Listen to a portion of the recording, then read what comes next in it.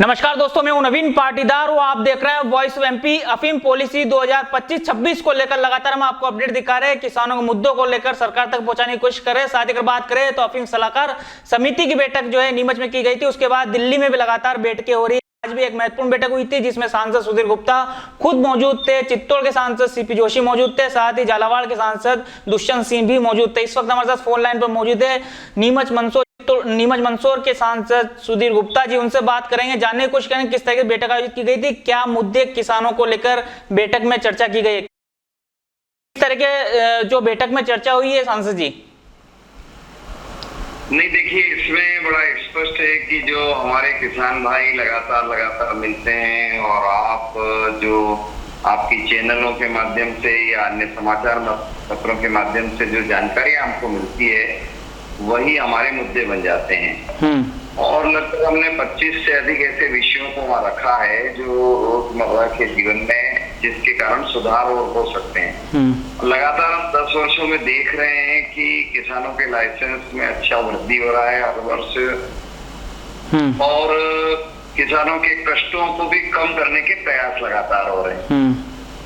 उनके दिए सुझावों पर भी हम काम करते हैं और इन्हीं सुझावों को बनकर ये जो बैठक आयोजित थी अपने विषयों को उसमें हमने रखा है ताकि किसान भाइयों को और धीरे धीरे सुविधाएं बढ़ती रहे। सांसद जी, अगर बात की जाए तो सीपीएस को लेकर किसानों की बड़ी पीड़ा है, साथ ही नए कब तक चालू होगा? हेलो जी हाँ। सीपीएस को लेकर किसानों की बड़ी पीड़ा है, तो किस तरीके से इस बार भी सीपीएस को लेकर पट्टे जारी किए जाएंगे? नहीं, देखिए, पीड़ा और खुशी दोनों रहती है। हम जब सांसद बनकर आए थे उसकी तुलना में आज बहुत बड़ी संख्या में लाइसेंस हैं, और जो किसान सीपीएस पद्धति से बाद में जुड़े हैं उनके मन में कई बार सीपीएस पद्धति को लेकर भी प्रसन्नता है कि पोस्ता दाना मिल जाता है।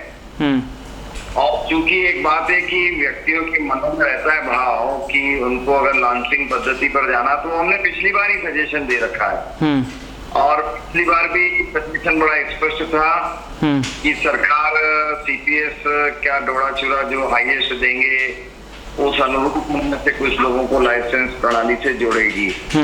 वो प्रक्रिया हमने इस बार भी डिमांड किया है कि ऐसे अच्छी मात्रा में पॉपी हस्ट यानी डोड़ा चूरा तुलवाने वाले किसानों को और प्रायोरिटी श्रेणी में रखा जाए।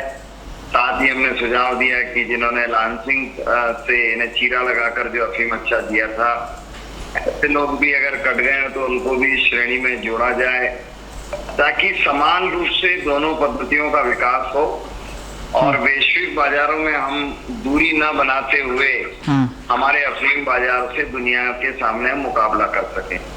अफीम की गुणवत्ता और मात्रा बढ़ाने को लेकर भी चर्चा हुई है बैठक में, किस तरह की चर्चा थी?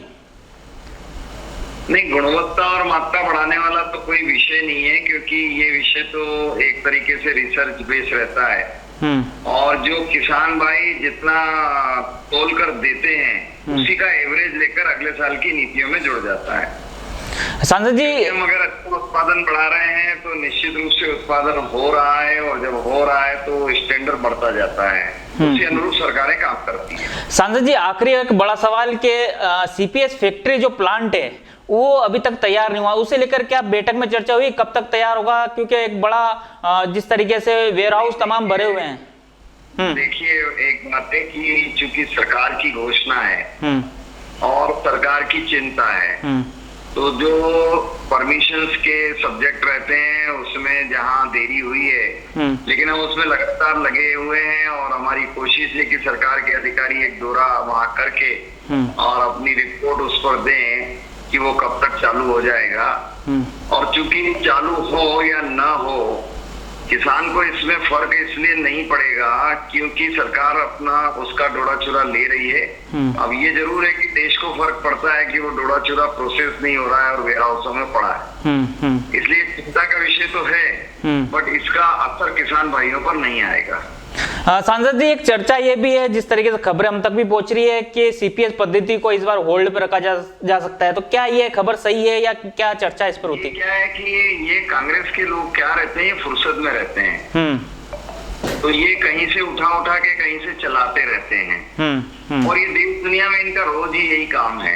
अभी आप 1 महीने तक लगातार देख रहे हो, इन्होंने सदन चलने ही नहीं दिया। आज ऑनलाइन गेमिंग, हम जानते हैं बच्चे सुसाइड कर लेते हैं, आर्थिक रूप से परिवार तबाह हो जाते हैं, और हमने ऑनलाइन गेमिंग को लेकर, प्रतिबंध को लेकर एक बिल लेकर आए और ये कहा कि सब मिलकर इस पर सुझाव दे दो। तो सुझाव देने को ही तैयार नहीं, वो तो हल्ला ही कर रहे हैं। तो वो चाहते ही नहीं है, उनका काम हल्ला करना। और अगर वो करते होते साहब, तो नीमच का रेलवे स्टेशन जो अंग्रेजों ने बनाया, उसके बाद आपके भाई सांसद सुधीर गुप्ता ने उसको आगे बढ़ाने के लिए बहुत काम किया। और क्या है कि ये हल्ला ब्रिगेड जो है ना, इसको ये दिखता ही नहीं है और ये देखना नहीं चाहती, क्योंकि इनका कोई बहुत ज्यादा विकास प्रेमी ये है नहीं। 1-2 लोग हैं नीमच में जो रोज सवेरे उठकर व्हाट्सएप खेलते हैं और वो 2 खेलते हैं और 4 कमेंट्स करते हैं, इनका यही काम रह गया। तो मैं तो विकास प्रिय लोग जो भी होंगे, आज आपका चैनल है, बहुत अच्छे सजेशन देता है, लोग भी अच्छे सजेशन लेकर आते हैं, पॉजिटिव सजेशन लेकर आते हैं। तो मेरा तो यही कहना है कि देश के विकास में सभी पेथियां और सभी पद्धतियां जिससे फायदा देश को हो रहा, वो चलती रहनी चाहिए।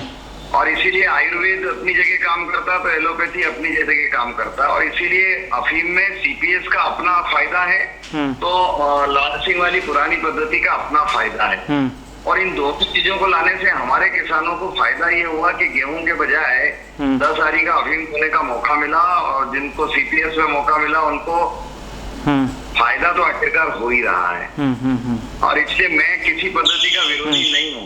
मैं तो चाहता हूँ कि अपने क्षेत्र के किसान भाइयों को, अपने क्षेत्र के व्यापारी भाइयों को, अपने क्षेत्र के उद्योगपतियों को, विद्यार्थियों को, बच्चों को अधिकतम चांस मिले, चाहे वो मेडिकल कॉलेज हो, कि चाहे हेयर स्क्रिप्ट हो, चाहे वो पर्यटन को दृष्टिगत रखते हुए काम हो।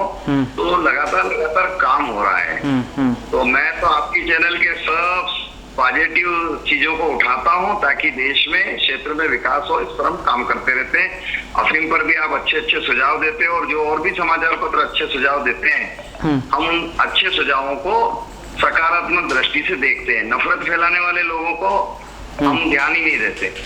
आपने एक सुझाव की अच्छी बात कही है, तो उस सुझाव पे आपने भी मुद्दा जो है तेजी से उठाया, 829 और राज्य सरकार डोला चोरा नष्टीकरण की नीति बनाए, तो इस पर भी कोई चर्चा हुई है या फिर आने वाले समय में इस पर हमने आज बात किया है कि सरकार इस पर रिसर्च करा ले, और सरकार इस पर जितना तेजी से आगे बढ़ेगी, उतना किसान भाइयों को भय मुक्त वातावरण मिलेगा।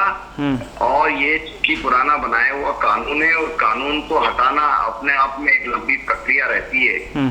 लेकिन हम लगातार इस पर कोशिश करते हैं कि ये जो विषय आप उठा रहे हो, ये विषय हमारा भी विषय उठा हुआ है, हम इस पर चाहते हैं। दूसरा, जैसे कॉपी डस्ट को लेकर, हस्त को लेकर, ये भी प्रॉब्लम रहती है, व्यापारियों को भी प्रॉब्लम है, किसान भाइयों को भी है। और इसीलिए हम सकारात्मक माहौल दे रहे हैं कि आज 1,20,000 लाइसेंसी और देश में आज खड़े हैं। ये हमारे लिए एक अच्छा संदेश है।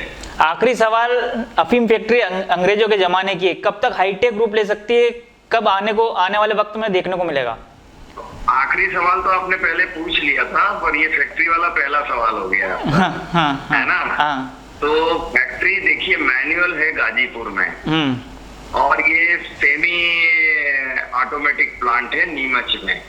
इसमें लगातार अंदर सुधार हो रहा है। आप लोगों के ध्यान में होगा, आपको ध्यान में होगा, पहले एक अखबार ने मुहिम चलाया था कि फैक्ट्री बंद करो, फैक्ट्री बंद करो। वो अखबार वाला अभी रंगीन अखबार है ही, वो तो रोज छापता ही है। तो उसने फैक्ट्री बंद ही करा दिया था, है ना? लेकिन प्रभु कृपा और नीमच के लोगों ने बड़े स्नेहपूर्वक तरीके से इस फैक्ट्री को फिर से चालू करवाया है। तो फैक्ट्री के अंदर बहुत सारा विकास हुआ है। और आधुनिकता की तो लंबी दौड़ होती है, और मैं आधुनिकता की दौड़ में तो यही कहूंगा कि एक फैक्ट्री वहां बनी रही है सीपीएस से प्रोसेस वाली, तो नीमच में 2 फैक्ट्री हो जाएगा। फिर तीसरा ये कि प्राइवेट सेक्टर के लोग भी इसमें इन्वॉल्व हुए हैं। आज वैश्विक प्रतिस्पर्धा है, हम मेडिसिन मार्केट में भी भारत के लोगों का कब्जा बढ़ाना चाहते हैं। तो हमारे किसानों द्वारा उत्पादित अफीम की, मार्फिन का, कोडीन का, थीपेन का, एल्कोलाइट्स, ऐसे का बहुत बड़ा उपयोग फार्मेसी सेक्टर में भी है। हमारी इच्छाएं हैं कि धीरे धीरे फार्मेसी सेक्टर भी हमारे अफीम उत्पाद, किसानों द्वारा उत्पादित अफीम के प्रोसेस किए हुए मार्फिन और कोडीन इनका यूज करें, और वो यूज करेंगे तो देश का रेवेन्यू बढ़ेगा, और देश का रेवेन्यू बढ़ेगा तो हमारे देश की आर्थिक संपन्नता में वृद्धि होगी। तो सुना आपने, ये थे सांसद सुधीर गुप्ता जिनसे हमने बात करी। बैठक में बड़े जो मुद्दे थे उन मुद्दों को इन्होंने भी रखा कि किस तरीके से डोला चूरा नष्टीकरण को लेकर राज्य सरकार कोई नीति बनाए। साथ ही अगर बात करें तो 829 धारा जो है उसको समाप्त करने की बात हम उठा रहे, तो इन्होंने भी उस पर चर्चा की है। सरकार को जो है उन्होंने कहा है कि आप इस पर जो है एक बार मंथन करें। साथ ही अगर बात करें तो और भी कई अफीम मुद्दे थे, सीपीएस का मुद्दा था। तमाम जो हमारे सवाल थे उन सवालों का जवाब किस तरीके से दिया आप इस वीडियो में सुना होगा, सुन सकते हैं। जयराम जी, किशन काका, राम राम भाई, राम राम। क्या दोनों भाई बैठ के क्या हिसाब लगा रहे हो? ऊटी लहसुन के भाव आ गए क्या? अरे नहीं रे दादा, ये अपना रमेश नया मकान बनाने के लिए लोन ले रहा है। हिसाब किया तो पता चला कि लोन का पैसा तो ईंट और रेती में ही पूरा हो जाएगा। और अभी तो सीमेंट लानी है, सलिया लाना है, और तो ठेकेदार को भी पैसे देने हैं। मेरे तो कुछ समझ में ही नहीं आ रहा कि कैसे बनेगा मेरा नया मकान। अरे किशन काका, कहाँ इन रेत सीमेंट और लाल ईंटों के चक्कर में पड़ रहे हो? मेरी बात मानो तो अपने घर को बाबजी एएसी ब्लॉक से बनवाओ। इसमें ना सीमेंट और रेत की जरूरत होती है, ना ही तराई करने की झंझट। और लाल ईंटों के मुकाबले आपका मकान काफी तेजी से बनकर तैयार हो जाएगा। इससे आपके पैसे तो बचेंगे ही, साथ ही मजबूती ऐसी कि सालों साल देखने की जरूरत नहीं। और इससे आप अपना मकान ही नहीं, कुएं और खेत की बाउंड्री वॉल भी बनवा सकते हो, जिससे रोजड़ों की समस्या भी खत्म हो जाएगी। वाह भाई, ये तो कमाल की चीज है। फिर तो मैं अपना घर बाबजी ब्लॉक से ही बनवाऊंगा। और मैं अपने खेत की बाउंड्री वाल। ज्यादा जानकारी के लिए स्क्रीन पर दिए गए नंबर पर अभी कॉल करें। बाबजी एएसी ब्लॉक्स, स्टील से मजबूती।